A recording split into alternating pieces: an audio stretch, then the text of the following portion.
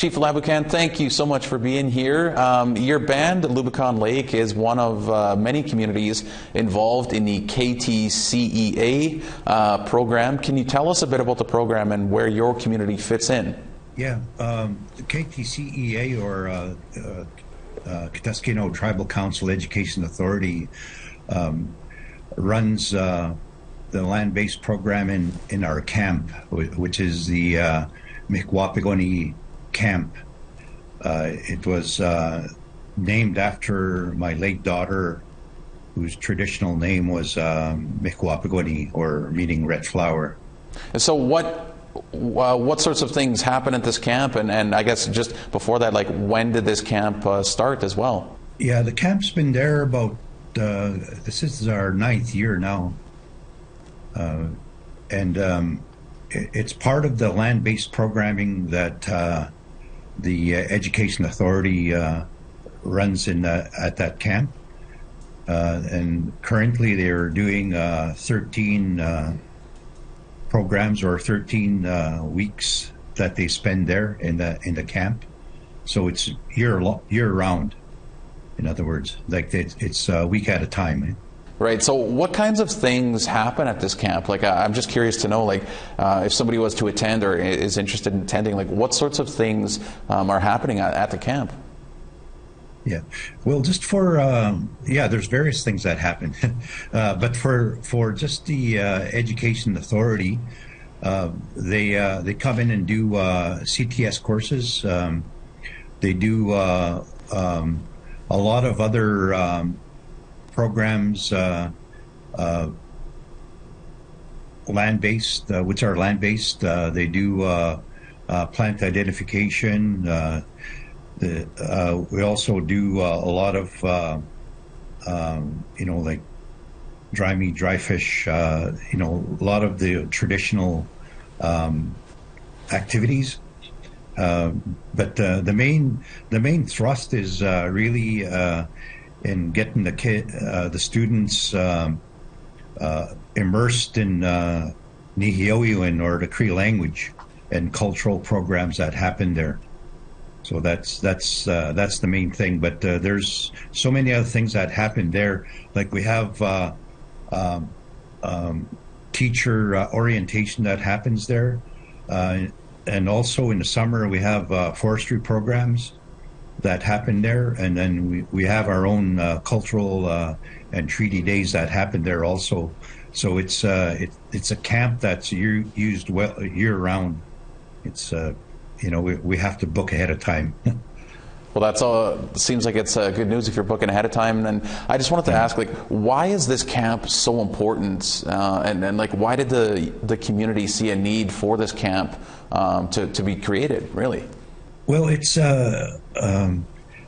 land-based learning is really the backbone of our Education Authority. Like, our Education Authority is comprised of 5 nations of the Tribal Council, but we run 6 schools out from that, and then from K to 12. So the students from grade 4 on up spend time there. They do horse therapy there. We also have the dog teams that we do during the winter time. And at certain times we do canoeing also. But there's, but I guess the main thing is really it's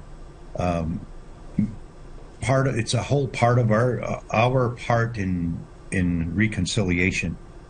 So we were making sure that the students are well aware of who they are, their identity, and also the chance to be able to use their language, which is Cree in our area here, Northern Cree, or Nihiyoiwan. And they do a lot of storytelling. There's so many things that happen during those camps. Like, we have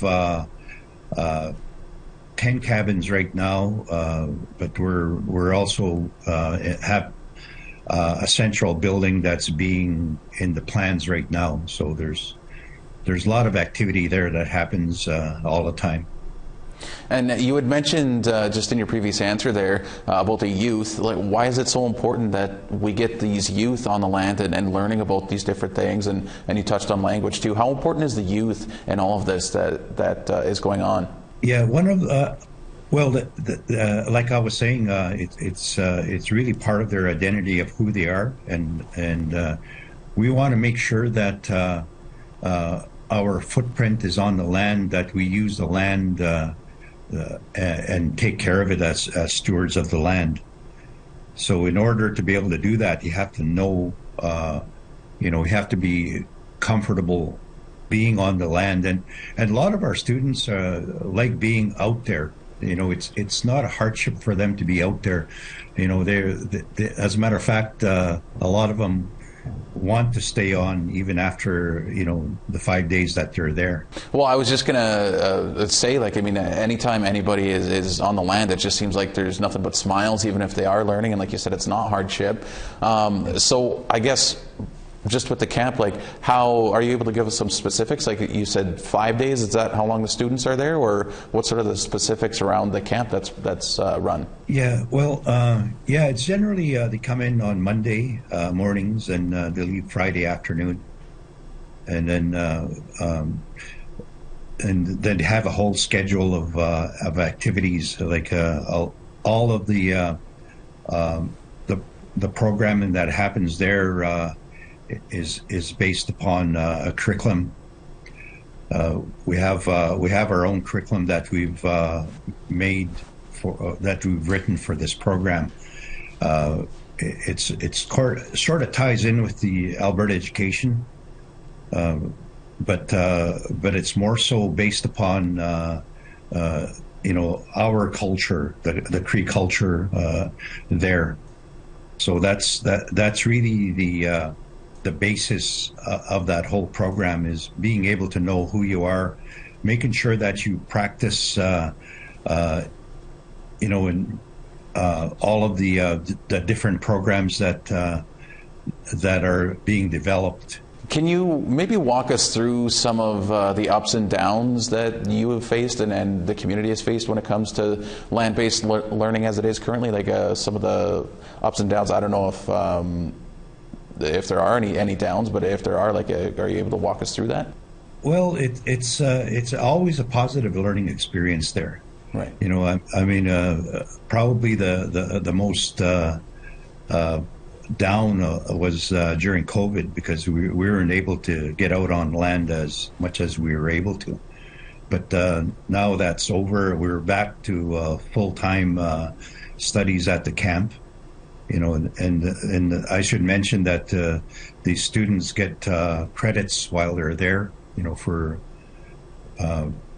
There's so many things that are going on. Like for example, we just introduced butchering this past month. Oh wow! So we have a full-time butcher from SAIT out of Calgary come in and teach. The first week was more for adults. The second week was more for the students of the Education Authority. So there's a lot of different programs that happen all the time. We think of it, we do it. And Chief Laboucan, before we let you go, I did want to ask, what do you hope to see in the future when it comes to land-based learning and using the land as a community and just getting more people on the land and aware of sort of what's happening with language and land-based and all that? Where do you hope to see some of this goes in the future? Well, I hope to see, right now we're doing K-12, but I would like to see university students for various universities make use of our camp. And we're in the process of building a Treaty 8 university. So I'm hoping that'll be part of the program there. We're doing forestry programs. So hopefully that'll, well, not hopefully, it is happening already. But the hope is that it will lead on to more sustainable programming that'll happen there. Well, Chief Laboucan, we'll have to leave it there, but I want to say a big thank you, Miigwech, for joining us today and for sharing a little bit about what your camp is and sort of what the KTCEA does and is hoping to do. So again, thank you, Miigwech. Yeah, well, thank you for having me. I really appreciate it.